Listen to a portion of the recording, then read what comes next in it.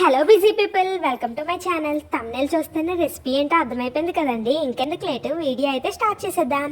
దీన్ని అయితే ఒడిశాలో గుగ్ని అని అంటారండి. మీ ఊర్లో దీన్ని ఏమంటారో కామెంట్ అయితే చేయండి. ఫస్ట్ నేనైతే ఇక్కడ పకోడీ అయితే వేసుకుంటున్నానండి. నెక్స్ట్ నేను ముందే బఠానీని వాష్ చేసి 3 విజిల్స్ అయితే పెట్టుకొని పక్కన ఉంచుకున్నానండి. అదే కుక్కర్లో నేను కొంచెం ఆయిల్ వేసుకొని కొంచెం ఆనియన్స్, పచ్చిమిరపకాయలు వేసి ఫ్రై అయితే చేస్తున్నాను. అది ఫ్రై చేసినప్పుడే నేను కొంచెం సాల్ట్ కూడా వేస్తానండి, ఎందుకంటే అది బేగా ఫ్రై అయిపోతుందని. ఆ తర్వాత నేను 2 పొటాటోస్ అయితే పేస్ట్ చేసి ఉంచుకున్నాను, అది కూడా వేసేసుకుంటున్నాను. నేనైతే ఇక్కడ టమాటో వేయడం మర్చిపోయానండి. మీరైతే ఇక్కడ టమాటో అయితే యాడ్ చేసుకోవాలి, ఒక టమాటోని. ఆ తర్వాత నేను ఉడకబెట్టిన బఠానీ కూడా అందులో వేసి పసుపు, గరం మసాలా, కారం, ధనియా పౌడర్, జీరా పౌడర్ వేసుకొని కొంచెం టేస్ట్ అయితే చూసుకొని సాల్ట్ సెట్ చేసుకోవడమే మన టేస్ట్కి తగ్గట్టు.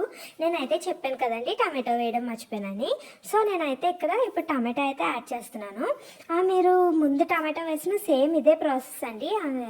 ఆ తర్వాత టమాటో ఫ్రై అయిపోయాక నేను ఒక గ్లాస్ వాటర్ అయితే వేసుకొని ఒక 10 మినిట్స్ అయితే ఉంచాను. అందులో కొత్తిమీర కూడా వేసుకున్నాను, అంతేనండి.